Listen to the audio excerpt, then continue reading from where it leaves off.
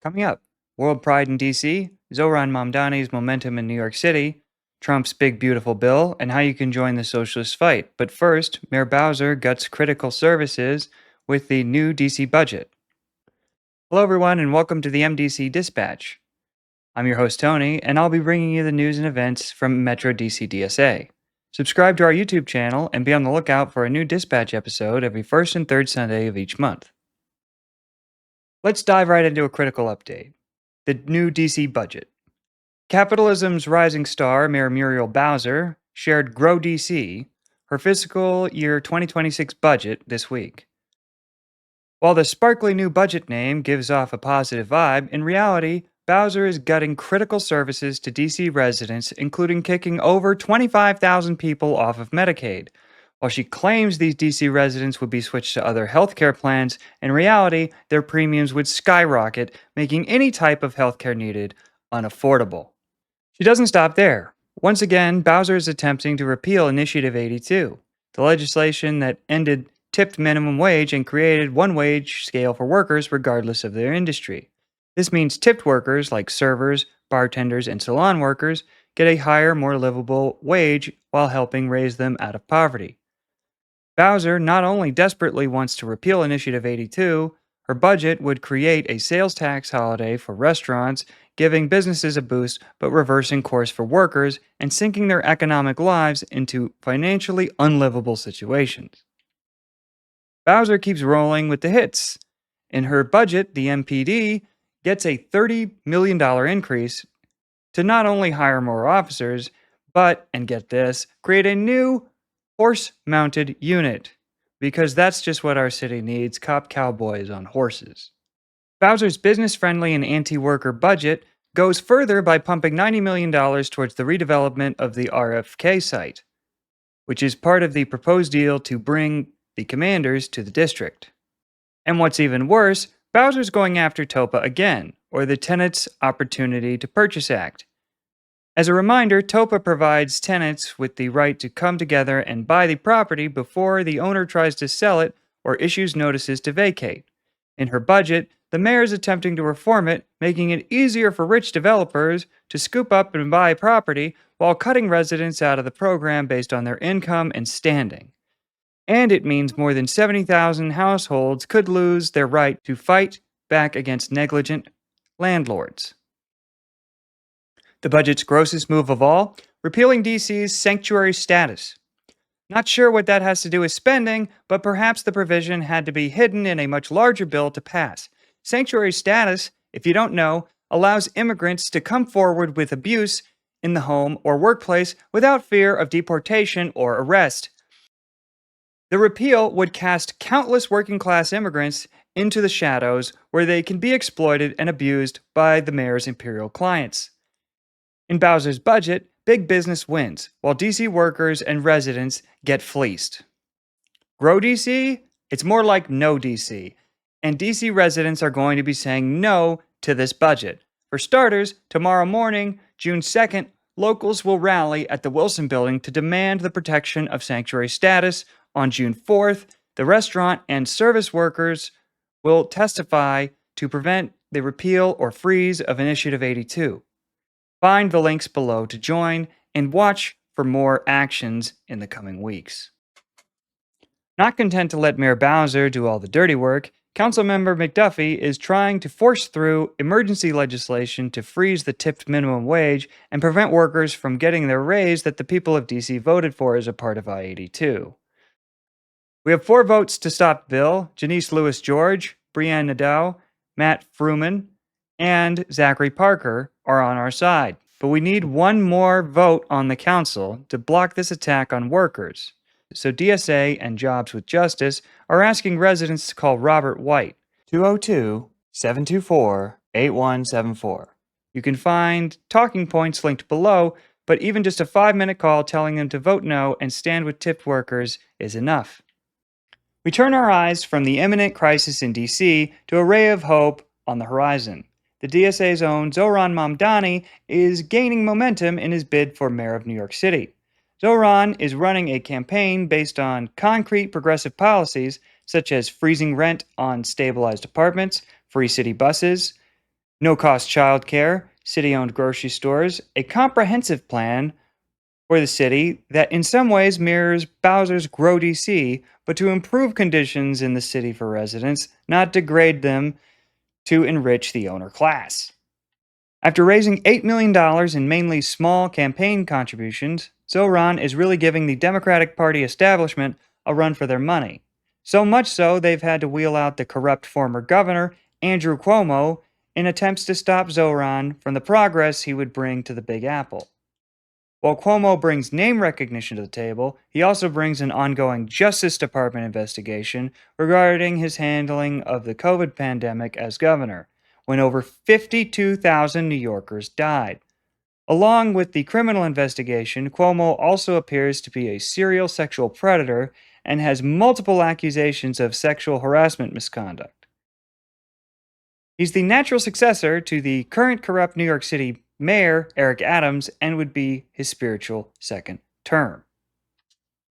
Despite the disaster Andrew Cuomo would bring to New York, he's leading in the polls based on name recognition alone.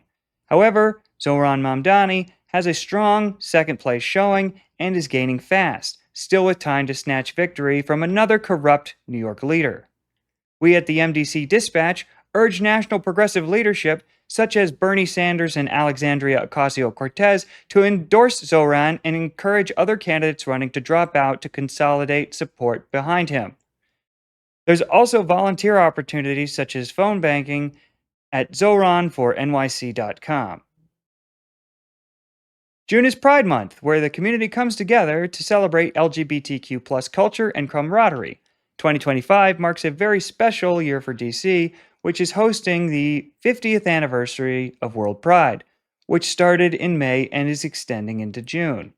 We at MDC DSA celebrate and recognize our LGBTQ siblings, and their fight is our fight as we strive for equality, visibility, and justice. There are many World Pride events scheduled in the coming weeks, and they can be found at worldpridedc.org. At President Donald Trump's behest, the U.S. military is holding a parade in D.C. for its 250th anniversary on June 14th. Coincidentally, this day also happens to be our president's birthday. So happy birthday, Trump. You get the gift of imperialist propaganda and displays of America's brutal militarism. While millions of dollars are wasted on displays of tanks, jets, and marching troops, tens of millions in the U.S. struggle with poverty, lack of health care, and crumbling infrastructure. Direct consequences of a capitalist system that prioritizes war over our citizens' needs. The parade celebrates not our military, but centuries of colonial violence, from the genocide of indigenous peoples to the endless wars for profit in the Middle East and beyond. It will be a chilling reminder of how the ruling class uses nationalism to manufacture consent for endless militarization, while the workers, both domestic and abroad, pay the price. Religious MDC DSA members are looking for comrades to organize faith-based socialist activities in the DMV and have launched a religious socialism interest forum in cooperation with the Member Engagement Department. Whether you belong to a specific faith or are spiritual but non-denominational, you're encouraged to fill it out so comrades can get in touch. Open up any news or social media site and you'll see the words Big Beautiful Bill repeated over and over again. A title given by birthday boy Trump to the bill he's pushing Congress to pass, which guts Medicare, Medicaid, education, food assistance, and the list goes on. But it hands billionaires more money. The House voted just recently by a slim margin of 215 to 214 for this horrendous bill, and it is now sitting in the untrustworthy hands of the Senate. In case you missed it, the bill would cut Medicare spending by nearly $800 billion over the next 10 years, which would mean about 7.6 million people would lose health coverage. It also eliminates gender-affirming care and goes the extra 10 miles of offering to pay states not to expand their Medicaid programs while defunding Planned Parenthood. Side note, it seems Mayor Bowser got the idea to slash the DC budget from this big ugly bill and is going after DC residents who rely on Medicaid. Let's be very clear. People will die because of these cuts.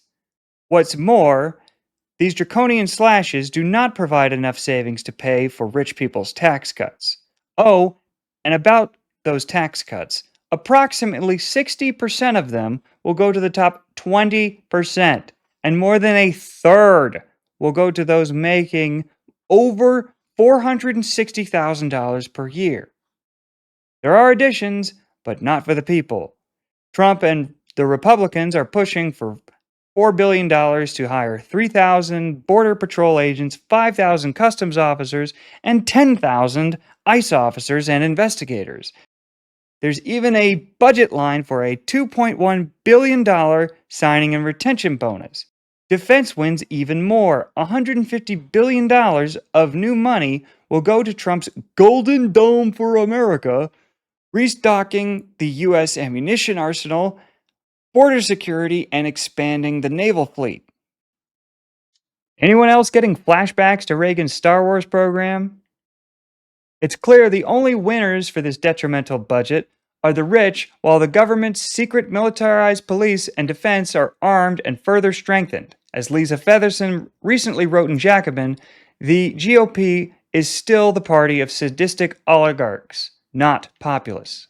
Drop your thoughts in the comments. We want to hear from you. Join our chapter for any of the huge slate of events coming up in the next few weeks. RSVPs linked in the description. June 2nd, locals are planning to pack the hearing at the Wilson Building to demand the protection of sanctuary status. June 3rd is the last day for MDC members to vote for delegates to DSA's National Convention, so check your inbox and email internal-elections@mdcdsa.org if you didn't receive your ballot. On June 4th, join the Fair Price, Fair Wage Coalition to testify to prevent the repeal or freeze of Initiative 82. June 4th is also the last day for electoral candidates seeking MDC's endorsement this year to submit their completed questionnaire. See the endorsement handbook for the full process. And lastly, on June 4th, join We Power DC for canvassing in Ward 1 as part of a campaign for publicly owned utility power in DC. On June 7th, Rockville Renters United and Montgomery County DSA will be canvassing and giving out yard signs for rent stabilization. June 8th will be the second of the Internationalism Working Group's Beyond the Bomb series of teach-ins about imperialism. This session, titled Sanctions, Trade, and Dollar Imperialism. On June 13th, the Socialist Feminist section is meeting for Let's Talk About Sex and Socialism, a happy hour discussion on the history of sexual politics and leftist movements, and optionally, a visit to a BDSM dungeon for any curious newcomers. Adults 21 and over only. June 14th is Pack Party Pride, a pride-themed care kit event where 2,000 reproductive sexual health kits will be packed. Tickets are now on sale. Ahead of the event, there will be a volunteer training on June 4th and 11th, and wheat pasting on June 1st and 8th. On June 16th, Rockville City Council will be holding a hearing on the city's landlord-tenant code. MoCo DSA is asking for residents to fill out the council's survey ahead of the hearing with an emphasis on affordability, and then give testimony at the hearing. And June 21st will be the second canvass by Stomp Out Slumlords to support TOPA against the Rental Act, with more to follow in July and August. More than just DSA is hosting events in the coming weeks, so are many other groups. Here are a few other upcoming events. After years of delays, June 2nd will see the district launch a database of rent-stabilized buildings. On June 8th, Alexandria for Palestine is holding a teach-in and social hour on anti-Semitism, Zionism, and Palestinian solidarity.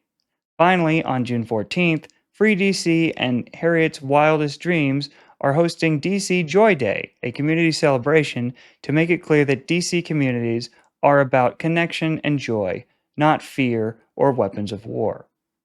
Find these activities and many more at the calendar of events on our website or in the full weekly update, also linked in the description.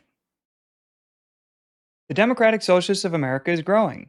If you're not a member of DSA and would like to connect with other like-minded activists, community organizers, And neighbors, visit dsausa.org and join today.